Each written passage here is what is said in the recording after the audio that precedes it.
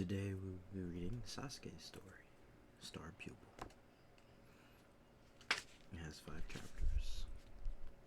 For those of you who know Naruto, this should be fun. For those who do not, this will be confusing, probably.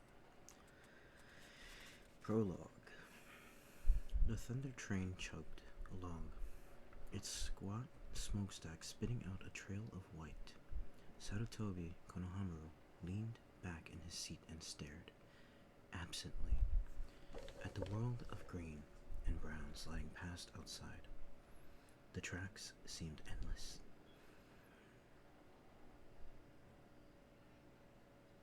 Meandering this way and that, stitching the valley together, the scene outside the window. An expanse of lush, green trees, occasionally broken by the white and pink of the dogwoods in bloom, showed no sign of changing any time soon. Konohamaru let his mind wander. He thought about what he'd have for supper. I gotta grab something to eat when I get back. Maybe Ichiraku ramen. Though I should actually whip something up myself. I save money for it once. Though he was always hammering into Boruto and the other genin the importance of never letting one's guard down, no matter what the mission. He was not particularly concerned with watching his back when he was on the road home from a solo errand boy mission, with essentially zero chance of battle. Wish this thing would hurry up. Yawning, Konohamaru stretched his arms out. He noticed a certain person sitting up ahead, and he froze in place. A man with hair hanging across half of his face and his black cloak hiding the rest. Uchiha Sasuke. He appeared to be sleeping. Weird that Sasuke's here. I guess he's making a report. Konohamaru stared with a great interest at the sleeping Sasuke. Famously handsome since boyhood, his face showed no sign of decline even now. His faintly visible crow's feet only added an air of sophistication to his sharp features. A pair of special eyes hid behind those eyes, those closed lids, the Sharingan and Rinnegan. One of the most powerful ninja in the world, not to mention extremely cool and unbelievably handsome to boot. He had made any number of women swoon when he was single. Whether or not he himself had been the slightest bit interested in any of that was another matter. However, can't believe I'd run into Sasuke here.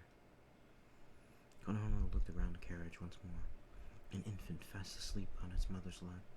An elderly couple splitting a dorayaki cake. A younger man and woman on their way home from a trip. The people who shared this car with him were villagers who rejoiced in the current peace, entirely removed from the bloody world of the shinobi. Konohamaru had to admit that Sasuke's ability to fall asleep in the midst of such a group was an impressive feat. It was hard to get a handle on exactly what Sasuke's position was in the village of Konohagakure. He was so famous that he was a super rare card in Extreme Ninja Cave. But he also rarely showed his face in the village, and officially he was a criminal on probation. He had just as many enemies as allies. If the other passengers were to realize they were sharing a car with Uchiha Sasuke, they would inevitably be a commotion, but not a soul noticed him. Konohamaru closed his eyes, thinking about napping himself. He pressed his head up against the window and got comfortable in his seat. Boom! An explosion rocked the carriage. His eyes flew open in surprise. Konohamaru looked out the window to see flames and black smoke pouring from the caboose. An explosion shrieked the passenger. Smoke! Instantly panic enveloped the carriage. No, I don't want to die. Stop, don't push. Run to the front of the train, hurry. Jostling up against one another, the passengers flooded the narrow aisle. Please calm down, Konohamaru called out, stepping into the fray.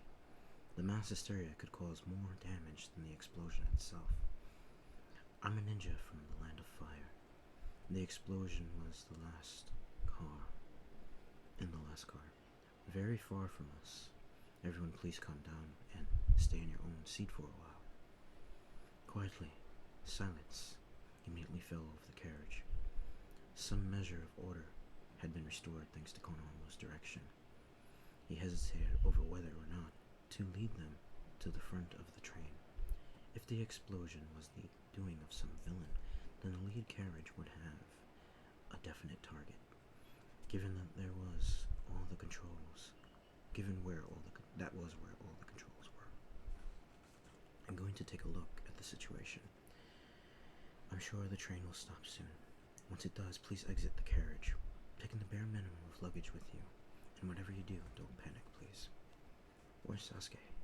He looked around, but the other ninja was gone, presumably having already headed out of the sight of the explosion. It seemed he had prioritized putting out the fire over calming the passengers. Konohama hurried to the open window and climbed up to the roof of the car before racing to the caboose, ground zero for the explosion. Arriving at the 12th car, the tail of the train, Konohama stopped dead in his tracks, stunned. The car should have been entirely ablaze, and yet for some reason, it and the bright flames enveloping it were frozen solid. He kicked in one of the icy windows and climbed inside. A biting wind blasted past, almost sharp enough to cut his cheek. Uchiha Sasuke stood in the center of a vortex of cold air. The red fire that burned up from the wooden seat frame before his brandished hand was suddenly encased in ice. An instant later, it disappeared. Sasuke, what on earth? Konohama? Sasuke turned and flicked his head around the frozen carriage. As you can see, I extinguished the fire. Extinguished? Well, it's true the fire's out, but the last car was the first class passengers, so the design was different from the other carriages. Pairs of luxuriously large sofas faced each other, and thick oak walls separated the compartments. The explosion had devastated the ceiling, but it didn't take an expert to see that the light fixtures and ceiling fans were quite sumptuous. Even in the intricate sculptures that had adorned them were now in pieces on the floor. The blast had also warped all the furniture in the car. All the seats were frozen, as well as charred, a sad shadow of their former glory. Putting out fires with water style generates high temperature steam, Sasuke told an overwhelmed Konohama. So just combine water with wind style and freeze everything, including the steam you generate. A sort of ice style that's not water. Close, but not exactly. Sasuke shook his head. A long time ago, I fought someone who used this technique and copied it, but my approximation does begin to compare with the power of his original. It doesn't begin to compare. This. A puff of white air slipped from his lips as Konohama examined the carriage. Completely frozen, floor to ceiling. It was one thing to say you just had to combine water with the wind style, but it was no mere feat to activate these two different natures simultaneously and somehow bring them together. Konohama turned at this brief cry from the doorway. What is this? A teenage girl with short red hair stood there gaping, earrings dangling from her ears, nails decorated with rhinestones and glitter. Why is my seat frozen solid? There was an explosion in this car, Konohama explained. We had to put the fire out. An explosion? The girl's eyes nearly popped out of her head when... Just a minute ago, he replied, perplexed. You were here and you didn't notice? I thought everyone was being weird, all running and yelling. I was listening to music, and indeed orange-haired phones hung around her neck. Sasuke took a step forward. What were you doing up till now? He asked, his voice flat. What was I? I was kind of hungry, so I had, pasta and escargot and panna cotta in the dining car, and then the glass of carbonated water she held in the hand, as if to show it off. What happened to the other passengers? Sasuke asked. It's just me, I mean.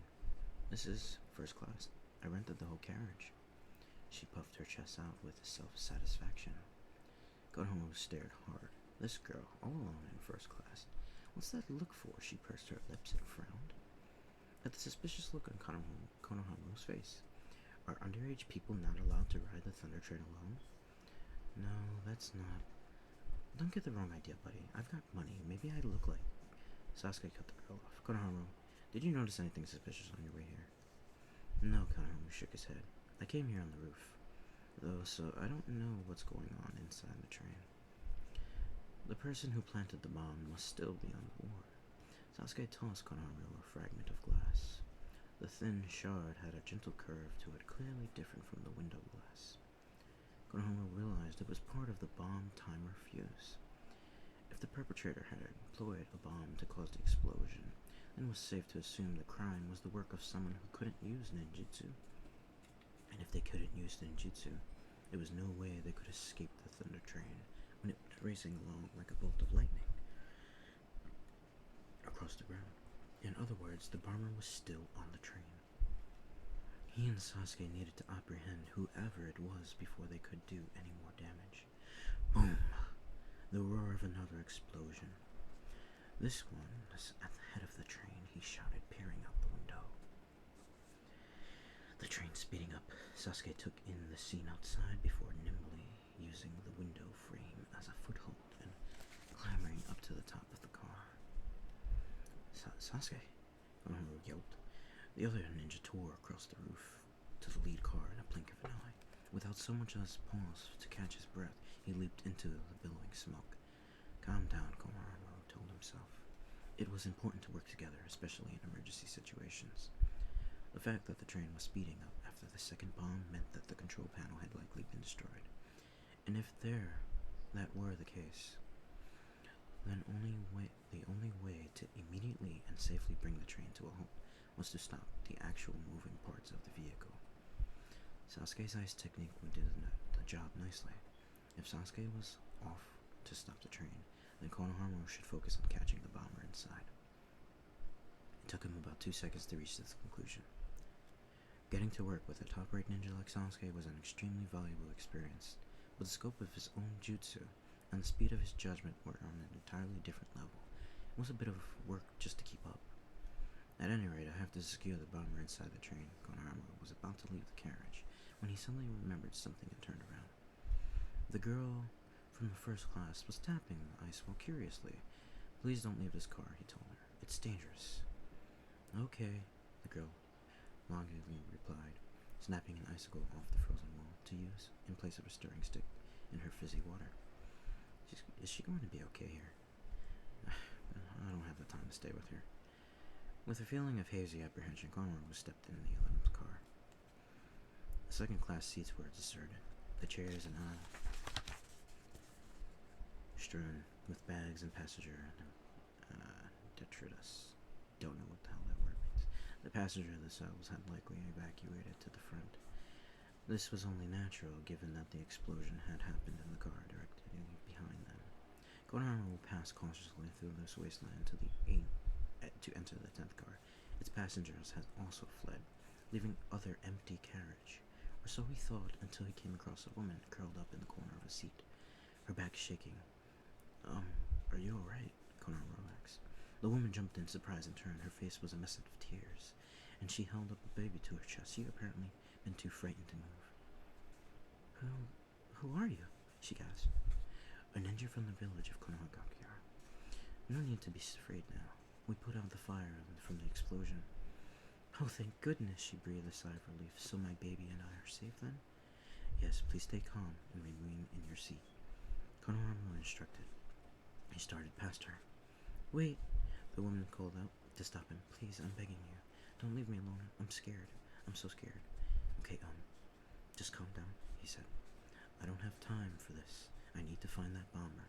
With some annoyance, Konohamaru turned back. The woman flung her baby at him. Your baby. He instinctively reached out to catch it, but by the time he realized what was actually happening, it was already too late. With a thump, the baby turned into a ninja, into a deep purple costume, and thrust a kunai toward Konohamaru. He threw his head backward, but the blade still scraped his cheek. Blood poured down from the side of his face. The baby needs a transformation. So then, is the mother an accomplice? The thought had no sooner occurred and formed in his mind than he felt a foot slam into his back At some point, the helpless mother had also transformed into a ninja, and now she came flying at him with a right uppercut aimed squarely at his face. Pretty nasty trick to pretend to be weak to let my guard down. He kicked hard at the ceiling to send his body in the opposite direction and evade the not a mother's fist. But he wasn't going to be able to dodge the other one's kunai closing in on his left. He caught it with the wrist, covering and absorbed the force of the blow, then turned around, striking the ninja with a backhand to the face. He saw something glimmer in the corner of his eyes. Shrieking, he jumped back down the aisle as far as he could get some distance and faced the two ninja once again. Once a man past middle age still had a bib tied around his neck, a vestige of his baby transformation. A cloth covered the other one's face, but judging from the build, Konohamaru assumed he was a man as well. The sole distinguishing feature he could make out was a mole beneath the left eye. Both had weapons at the ready. So you are joining, judging from the way you carry yourself. The man with the bib said, Don't know. Konohamaru wasn't about to give his enemy any information. All of us Konohamaru ninja, all of us Konoha ninja are pretty strong. Maybe I'm not even a chunin yet. You're too modest, the man in the bib shook his head. I'm grateful to the fates. Huh? I never dreamed I would be given the opportunity to kill a chunin with my own hands. Alright, tough guy. Konohamaru glanced out the window. Their speed was dropping. Albeit by the tiniest increment, Sasuke had probably frozen the mechanical parts at the head of the train. I gotta take care of this before Aki gets back. Give him a little present. There's no need for you to fight. The man in the bowl took a step out in front of the man with the bib. We'll dispatch him. We? Konohamaru raised an eyebrow. The door leading to the ninth car opened. Behind the mole-faced man, a new purple shadow strolled in. So there's more of you. Konohamaru jumped back, 3 against 1. Before this had a chance to register fully, a fourth purple-clad ninja appeared behind the third, then another behind him, and still another behind that one. 4, 5, 6, 12 against 1. This was no time to worry about taking them alive. As the 12 ninjas closed in on him, Konohamaru backed away until he bumped up against the back door and was forced to stop. No, hang on a second. This many people are gonna fight in this tiny car? Wow. 12 ninjas slashed towards him from 3 different directions. There was nowhere for him to run in the claustrophobic space, so then, Shadow Doppelganger, wait, no. A melee in this small room was too dangerous. For real, what am I gonna do here? For the moment, he focused on dodging their kunai. A powerful gust of hot wind blasted past him, nearly singing the top of his head. Fire style, fireball technique. The enemy ninja flinched and retreated, forced back by the sudden eruption of crimson flames. Uchiha Sasuke, the mole-faced man groaned as he beat back the roaring flames. Sasuke stood over Konohamaru, still crouched on the floor. Situation, he asked. This is probably the entire enemy contingent on the train. Leader's the old guy in the bib. Very likely they've got a larger organization backing them. Take them alive, Sasuke instructed. Right, Konohamaru said, and the other ninja vanished. Konohamaru looked up and gasped. The man in the purple at the far end of the enemy line was already frozen and falling to the floor. The man next to him also dropped to his knees and toppled over. In the blink of an eye, Sasuke had taken down 2 ninja. Leave him to us. A man jumped in front of the one in the bib to protect him. Without a word, Sasuke thrust his still sheathed hidden sword downward. The man caught the sword and struck, with his wrist covering. But there was no way he could absorb the blow completely, and the man flew back against the wall. After a moment's hesitation, the bib man charged toward the window, broke the glass, and leaped outside. Hey, stop! Konohamaru glanced at Sasuke, but he didn't seem to be paying any mind to the man in bib, which means I'm supposed to go after him. Konohamaru jumped through the window to give chase, alternating between hand strikes and the back of his sword. Sasuke knocked his enemies out cold one after another. Even just in terms of speed, he was on an entirely different level than his opponents. They had no chance despite outnumbering him, and they dropped like flies. Soon only two of the purple-clad men remained standing. One of them was the man with the mole who had transformed into the mother. Sasuke stared at him, silently willing him to surrender. Damn it. The mole-faced man sighed and waved a short sign. A horn-shaped steel pillar sprang up from the floor at Sasuke's feet. He deftly stepped out of its path and punched the man closest to him in the jaw, knocking him out. The pillar continued to grow. It ripped through the ceiling of the car and twisted upward into the sky. Sasuke had never seen this ninjutsu before, and when it appeared quite powerful, it was still no match for him. At any rate, there was still just one enemy ninja left now. Sasuke looked squarely at the last man standing, the man with the mole. Come, Uchiha.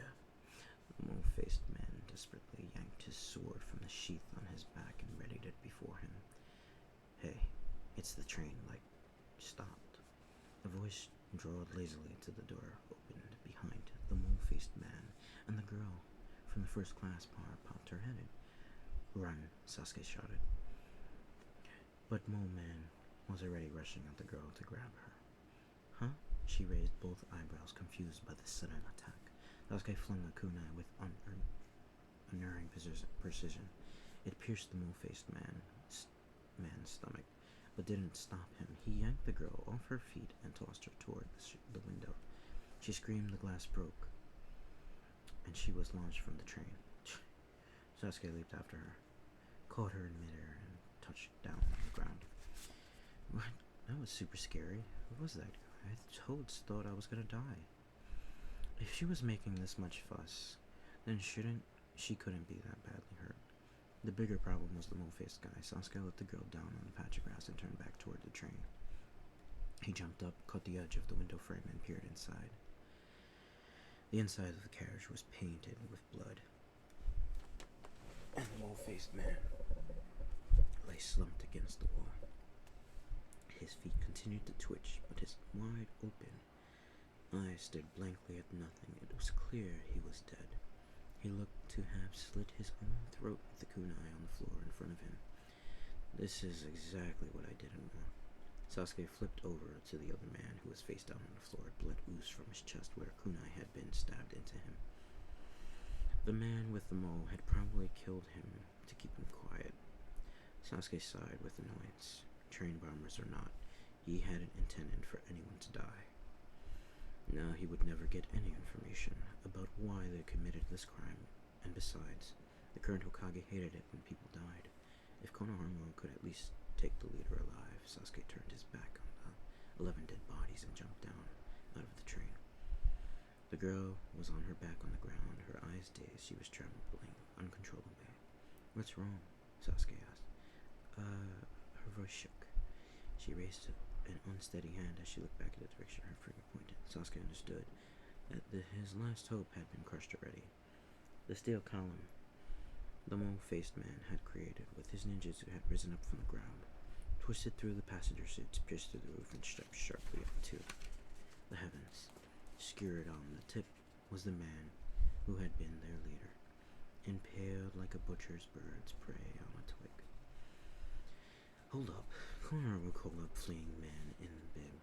You're not gonna make it out of here. Just surrender. The man ignored him and ran towards the woods that spread out on the side of the tracks. Konohamaru turned the knob on the scientific ninja tool attached to the inside of his wrist. A small scroll popped out.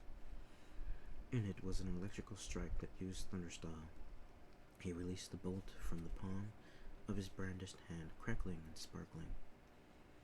It raced off in space like a yellow dragon and struck the man in the bib squarely in the back. The man pitched forward, his body shuddering, but a moment later he picked himself back up and stood up, running, though nothing had happened. Misfire. The scientific ninja team had calibrated the lightning bolt to paralyze without killing. It had definitely hit its target. Was the man in the bib resistant to electricity? Konohamaru scrambled up to the top of the train and launched the sickle and chain. The weight attached to the tip of the sickle caught the bib man's feet. First, let's bring this fight to close quarters. He yanked on the sickle and the man's body flew up into space. The man carved an arc in the air as he was pulled in, building momentum to swing his fist at Konohama's face. Konohama blocked his left hand and grabbed the man's head. He threw his own head forward in a headbutt, fully prepared to crack his own head open if necessary. Would. The sound of the impact rattled his skull. Ignoring the pain in his eardrums, Konohama quickly netted his chakra. Rasen.